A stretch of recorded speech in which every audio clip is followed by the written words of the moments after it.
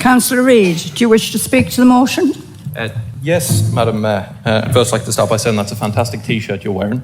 I think this was a long-standing campaign by now retired Councillor Peter Wood, and I think it's unfortunate that he didn't have the chance to speak on this himself.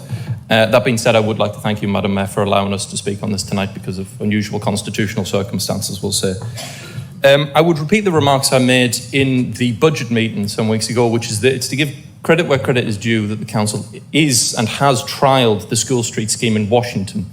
It is simply to speed up the process we're in at the minute, which is to roll it out across the city as options for schools and streets and councillors and communities to tackle what in many cases is dangerous and at the very least an annoyance for residents, which is school time parking congestion and the like.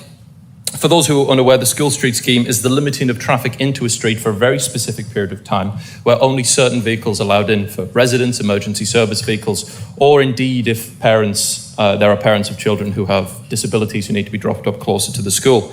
The hope in many cases, and the reality in cases where it's been implemented in London and Newcastle, I know, is that school time parking is limited, is dealt with. Residents are able to park on their drives, because the problem that occurs at the minute is that cars and parents park in front of people's drives, and in some cases in my own ward, many residents have faced some horrendous abuse when they've attempted to move people on from their drives simply to get into their own driveways. So it's a solution to that, or it's at least a very first step.